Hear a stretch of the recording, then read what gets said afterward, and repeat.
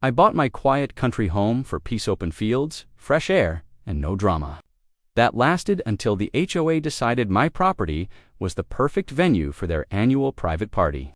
They showed up at my porch with fake smiles and a printed list of demands. Use of my barn, my land, my electricity, my water, and even my grill.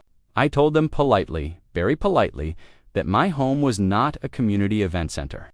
Their smiles disappeared instantly. The HOA president, a woman everyone called Queen Karen, warned me that refusing to cooperate was against the spirit of the neighborhood. I shut the door.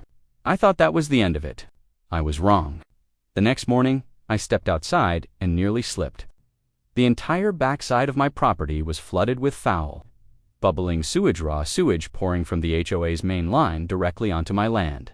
It wasn't an accident. The pipe feeding into my drainage ditch had been cut and redirected.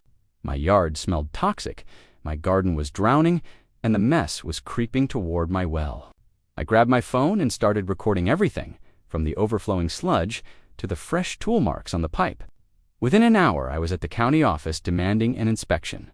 The inspector came out, took one look, and his face turned white. He said the HOA had no authority to reroute anything onto private property, and doing so violated half a dozen environmental laws.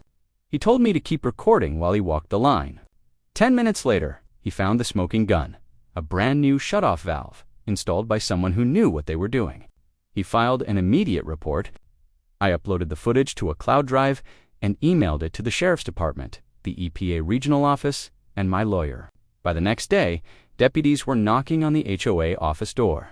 The board tried denying everything until the inspector showed them the evidence. They went silent fast. The county ordered a full excavation. The HOA was fined thousands for environmental contamination. And 3 board members, including Queen Karen, were charged with intentional property damage and illegal waste dumping. My property cleanup was completely paid for, plus damages. And the best part, the county revoked the HOA's right to manage utilities ever again.